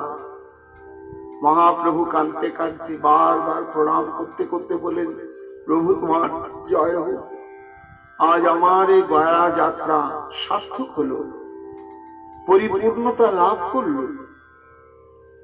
কেন? তীর্থে পিণ্ড দিলে সে নিস্তরে পিতৃগণ, সেহ যারে পিণ্ড দেয় তরে সেই জন। গয়া হচ্ছে তীর্থক্ষেত্র।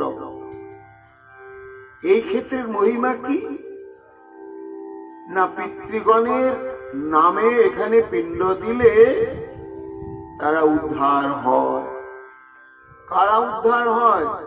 যার যার নামে দেওয়া হয়। বাবা ঠাকুরদা, তার বাবা, যতটা মনে থাকে লোক, তাদের নাম গোত্র বলে পিণ্ড দেয়। এখন 5 পুরুষের নাম মনে আছে, তো 5 পুরুষের নামে পিণ্ড দিল, ওই 5 পুরুষে উদ্ধার হল। তার আগে যত পুরুষ ছিল তারা কিন্তু আটকেই থেকে গেল, উদ্ধার হলো না।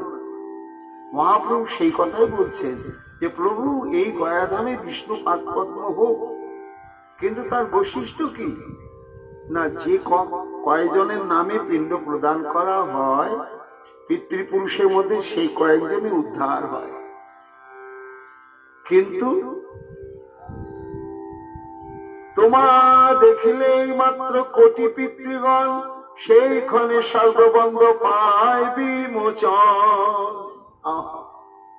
মহাপ্রভু বলছেন, প্রভু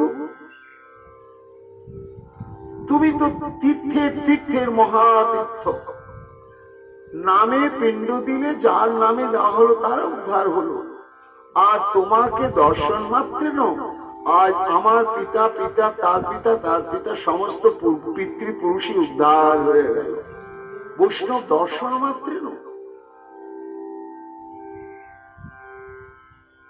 এসব হচ্ছে মনের বিশ্বাসের বস্তু।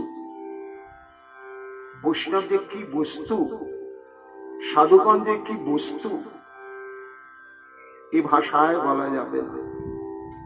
কত তার মহিমা। শ্রী ভগবান জগৎকে পবিত্র করতে পারেন, কিন্তু জগৎকে পবিত্র করার ক্ষমতাটাও ভগবানের হারিয়ে যায়। তখন হারানো ক্ষমতাটাকে পাওয়ার জন্য ভগবানকে উপায় অবলম্বন করতে হয়। কি উপায়? উদ্ধবকে বলছেন, বৈষ্ণব মহিমা বলতে গিয়ে ভাগবত উদ্ধব সংবাদে আছে যে, উদ্ধব, আমার ভক্তগণ তারা তো একা একা কম থাকে, কেন ভক্তগণ আমার নাম সংকীর্তন প্রিয় হয়, এই সব সময় তারা 2-4 জন থাকে, আমার এই কথা শ্রবণ কীর্তন চর্চা নিয়ে থাকে। তো তাই যখন 2-4 জন বৈষ্ণব পদ দিয়ে যায়, আমি কিন্তু তাদের পেছনে পেছনে যাই। উদ্ধব বলছেন, সে কি প্রভু, তারা তোমার দাস, তুমি তো হলে প্রভু। তারা যখন পথ দিয়ে চলছে, তা তুমি আগে আগে যাবে, পেছনে পেছনে কেন যাও? সেটা তোমাকে বলা যাবে না। না, বলাই যদি না যাবে, তাহলে কথাটা তুমি উঠালে কেন? নিশ্চয় কোনো কারণ আছে, সে কারণের জন্য তুমি পথে বৈষ্ণবগণ যখন চলে, তাদের তুমি পেছনে পেছনে যাও। কেন যাও বলো? তখন উদ্ধবের 2টো হাত ধরে ভগবান কাঁদো কাঁদো হয়ে গেলেন। উদ্ধব, আমার নামাত্র জগতের সব পাপ দূর হয়, সর্ব পাপ বিনিবৃত্ত হয়ে সে পরম গতি প্রাপ্ত হয়। সেই আমি বৈষ্ণবের পেছনে পেছনে যাই কেন জানো? না, বৈষ্ণব তো এমনি যায় না, তারা নাম সংকীর্তন করতে করতে যায়, আর নাম সংকীর্তনে তাদের ভাব। তো ওই ভাবাপ্লুত চিত্তে তারা যে নাম করতে করতে যাচ্ছে, আর তাদের পায়ের ধুলোগুলো উঠছে, আর আমি পেছনে যাই কেন? না, ওই তাদের পায়ের ধুলোগুলো উড়ে উড়ে আমার গায়ে পড়বে বলে আমি তাদের পেছনে পেছনে যাই। কেন জানো? অনন্ত কোটি ব্রহ্মাণ্ডের সমস্ত পাপকে আমি গ্রহণ করি। আমার ভেতরে অনন্ত কোটি ব্রহ্মাণ্ডের অনন্ত পাপী তাপী জীব রয়েছে, আমি পারি না তাদেরকে উদ্ধার করতে। একমাত্র বৈষ্ণবের পদরজেতেই তাদের উদ্ধার সম্ভব, তাছাড়া সম্ভব নয়। তাই আমি তাদের পেছনে পেছনে যাই, এই বৈষ্ণব পদরজ অঙ্গে ধারণ করবার জন্য। এই জন্য ঠাকুরমশাই বললেন যে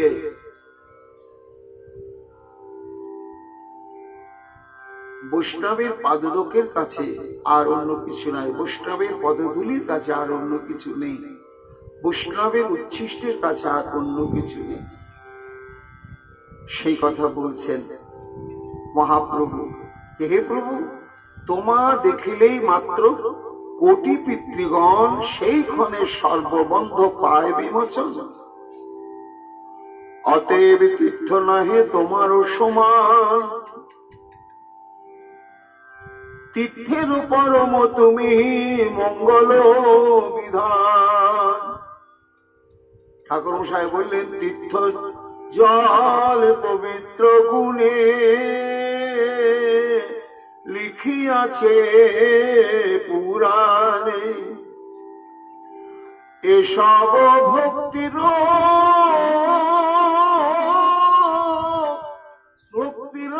প্রবঞ্চন, বৈষ্ণবের পাদ সম কেহ নহে কো। তীর্থযাত্রা, তীর্থকীর্ত পাপ মুক্ত করে, এবং যার উদ্দেশ্যে যাওয়া হয় তাকে আর প্রেম ভক্তি দিতে পারে। কিন্তু বৈষ্ণবের পদরজ স্পর্শ মাত্রেন আনুষঙ্গিক, তার মহিমা আনুষঙ্গিক পাপ বিনির্মুক্ত। আসল মহিমাই হচ্ছে কৃষ্ণ প্রেম ভক্তি প্রাপ্তি। সংসার সমুদ্র হইতে উদ্ধার মোরে, এই আমি দেহ সমর্পিলাম তোমারে। চোখের জলে ভাসতে ভাসতে লুটিয়ে পড়লেন ঈশ্বর পরিপাদের চরণে। কে গো? কে? তত্ত্বে যাকে স্বয়ং ভগবান বলে ঘোষণা করা হচ্ছে, তার আবার ভব সমুদ্রের জ্বালা। যার চরণ আশ্রয় করলে অতলান্ত মহা ভব সমুদ্র গোষ্পদের ন্যায় হয়ে যায়, তার আবার সংসারের জ্বালা। হ্যাঁ, জ্বালা। কি জ্বালা? সমস্ত কলিজীবের ত্রৈকালিক জীবকে তিনি হৃদয়ে ধরেছেন তো। আর এই ত্রিতাপ জ্বালায় জ্বলেছিল, বর্তমানে জ্বলছে আর জ্বলবে। এই তিন কালের জ্বালাগুলোই মহাপ্রভু হৃদয়ে ধারণ করেছেন, করে সেই সংসারের জ্বালায় নিজেই জ্বলছেন জীবের প্রতিনিধি হয়ে। আর এর থেকে নিষ্কৃতির উপায় হচ্ছে গুরু কৃপা, বৈষ্ণব কৃপা। গুরু বৈষ্ণব কৃপা ব্যতিরেকে কখনো উৎকট ব্রত তপস্যার দ্বারা এর থেকে নিষ্কৃতি পাওয়ার কোনো উপায় নেই। তাই এই আমি দেহ সমর্পিলাম তোমায়, কৃষ্ণ পাদ পদ্মের অমৃত রসপান আমারে করাও তুমি এই চাহিদা। ছটফট করছে কি? প্রেম রস আস্বাদনের জন্য। জগৎকে দেখাচ্ছে ভজন করছো, যন্ত্রের মতো করো না। এই যে চরম আস্বাদ্য বস্তু, নাম, লীলা, রূপ, গুণ সব। মহারাজ পরীক্ষিত বলছেন গুরুদেব সুকমণিকে, 7 দিনের মধ্যে যখন 5 দিন চলেই গিয়েছে, তখন পর্যন্ত তিনি অনাহার্ত, এক ফোঁটা চোখে এক ফোঁটা জল মুখে দেননি, কিন্তু একেবারে প্রাণবন্ত। নিজেই আশ্চর্য হয়ে বলছেন, গুরুদেব আমি কি করে এই এতদিন এক বিন্দু জল পান না করে, আহার্য গ্রহণ না করে, মলমূত্র ত্যাগ না করে, নিদ্রাগত না হয়ে একেবারে আমি সতেজ প্রাণবন্ত স্বচ্ছ রয়েছি, একমাত্র তোমার মুখনিসৃত এই লীলামৃত আস্বাদন করতে করতে করতে করতে। কি আস্বাদন! যে আস্বাদনের রসে ডুবলে ক্ষুধার কথা মনে থাকে না, পিপাসার কথা মনে থাকে না, শরীরে মনে জীবনের উপরে তার কোনো প্রভাব পড়ে না। সেই আস্বাদনটা বাস্তব সত্য, কিন্তু সেই আস্বাদনের জন্য কি তীব্র ব্যাকুলতা আছে আমার ভিতরে? ওই 1 লক্ষ নাম জপ শেষ হলো, এতবার পরিক্রমা শেষ হলো, এই স্তব পাঠ শেষ হলো, এই এতবার আরতি করলাম, এইখানে আমি আত্মতুষ্ট হয়ে থেকে গেলাম। এই যে আমার রসটা আস্বাদন হচ্ছে না। কি আস্বাদন! তুণ্ডে তাণ্ডবী নিরতিম তুণ্ডা বলে লব্ধায়। যখন রূপ গোস্বামী পাদ বিদগ্ধ মাধব নাটক রচনা করছেন, মহাপ্রভু শুনতে চাইলেন। যখন এই শ্লোকটি বললেন, তখন সেখানে আছেন হরিদাস ঠাকুর, সিদ্ধ বকুলে বসে আলোচনা চলছে। রায় রামানন্দ, স্বরূপ দামোদর আছেন, সার্বভৌম ভট্টাচার্য, স্বয়ং মহাপ্রভু একেবারে ধেই ধেই করে নাচতে শুরু করলেন। হরিদাস ঠাকুর তো পাগল হয়ে গেলেন। রূপ কি!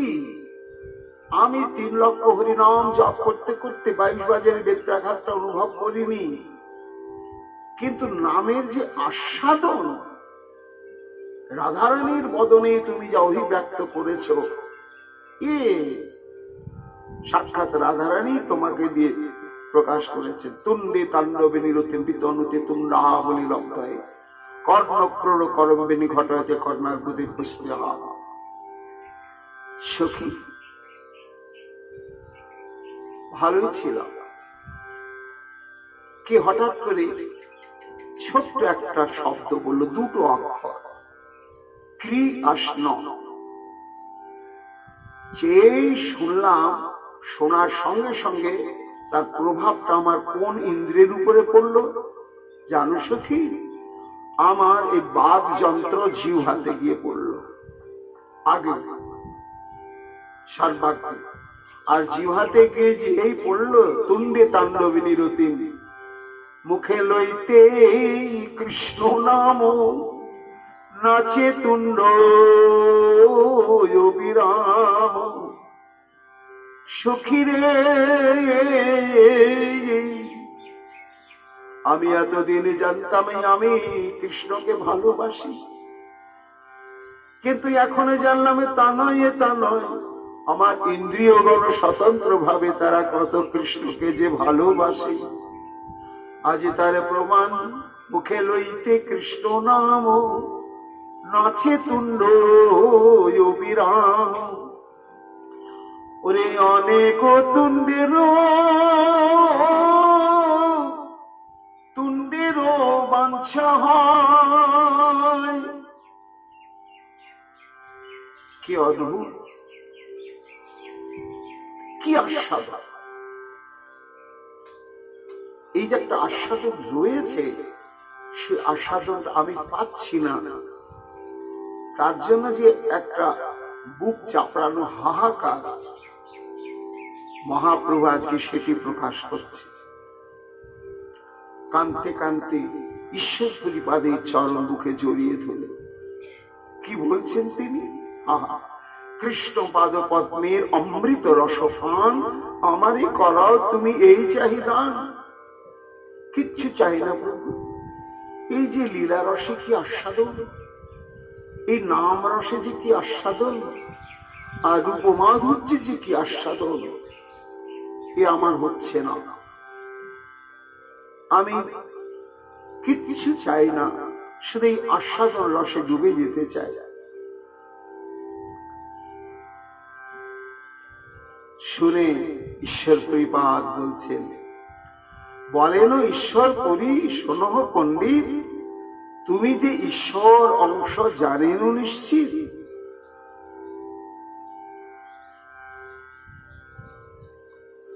কোন ভাব রাজ্যে মহাপ্রভু কি বললেন, আর ঈশ্বর পরিপাদ তৎ উত্তরে কি দিলেন?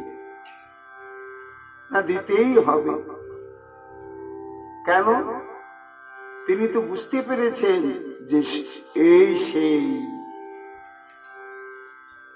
যার লীলা স্মরণ করতে করতে ভাবুকগণ ভাবে আপ্লুত হয়ে যায়, সেই লীলা পুরুষোত্তমই তো নেই। তাই তোমার পাণ্ডিত্য যে চরিত্র তোমার, সেও কি ঈশ্বর অংশ বই হয়? আর যে তোমার পাণ্ডিত্য যে চরিত্র তোমার, সেও কি ঈশ্বর অংশ বই হয়? আর যেন আজি আমি শুভ স্বপ্ন দেখিলাম, সাক্ষাতে তাহার ফলে পাইলাম। ঈশ্বর পরিপাদ বলছেন, শচীনন্দন কি অদ্ভুত তোমার আমার মিলন। আজকে শেষ রাত্রে স্বপ্ন দেখেছি। এই গয়া ক্ষেত্রে আমিও এসেছি, কিন্তু আমি তো জানি না তুমি এসেছো। আমি যেখানে অবস্থান করছিলাম শেষ রাত্রে, আমি দেখছি গয়াধামে শচীনন্দন এসেছে, আর আমার সঙ্গে তার সাক্ষাৎ হয়েছে। আমি স্বপ্নই ভেবেছিলাম, কিন্তু কোন অজ্ঞাত আকর্ষণে আমি এখানে এসে পৌঁছালাম, আর পৌঁছে তোমাকে আমি প্রাপ্ত হয়ে গেলাম। সত্য কহি পণ্ডিত, তোমার দর্শনে পরানন্দ সুখ যেন পাই অনুক্ষণে। তুমি আমার কাছে ভাবানুভূতির স্বীকৃতি প্রার্থনা করছো। তোমাকে দর্শন করলে আমি তো ভাব সমুদ্রে ডুবে যাই। কেন ডুবে যাই না, তুমি হচ্ছে উচ্ছলিত ভাব সমুদ্র। এমনি সমুদ্র নয়, উচ্ছলিত, যে সমুদ্র থেকে গগনচুম্বী তরঙ্গ সুম উপচে পড়ে পড়ে প্লাবিত করছে সব জগৎকে। সেই তরঙ্গাই তো উচ্ছলিত সমুদ্র তুমি। সত্য কহি পণ্ডিত, তোমার দর্শনে পরানন্দ সুখ যেন পাই অনুক্ষণে। কবে থেকে জানো তুমি? হয়তো জানো কি জানো না জানি না। সেই প্রথম দেখা নবদ্বীপে, আমি তখন তো আত্মগোপন করেই গিয়েছিলাম, পরিচয় দিইনি, আস্বাদন করবার জন্য আত্মগোপন করে নবদ্বীপকে আস্বাদন করতে, নবদ্বীপবাসীগণকে আস্বাদন করতে। আর সত্যি সত্যি সেই নবদ্বীপ যাত্রা আমার সার্থক হয়েছিল। তোমার সংগ্রামে পেয়েছিলাম, সেখানে তোমাকে কি অনুভব করেছিলাম, এই নিয়ে বিস্তৃত প্রসঙ্গ বলবেন ঈশ্বর পরিপাল মহাপ্রভুর কৃপা। আগামীকাল আমরা তো আবার শ্রবণ কীর্তন করব। এখনকার মতো আমাদের চৈতন্য ভাগবত লীলা প্রসঙ্গ এইখানেই বিশ্রাম লাভ করছে। নিতাই গৌর হরিবোল, নিতাই গৌর হরিবোল, নিতাই গৌর হরিবোল। নর হরির প্রাণ আমার গৌরাঙ্গ হে, হা গোরা প্রাণ গোরা গৌরাঙ্গ হে, গোরা গোরা গোরা গোরা গৌরাঙ্গ হে, হা গোরা প্রাণ গোরা গৌরাঙ্গ হে, গোরা গোরা গোরা গোরা গৌরাঙ্গ হে, হা গোরা প্রাণ গোরা গৌরাঙ্গ হে, হা গোরা প্রাণ গোরা, হা গোরা প্রাণ গোরা।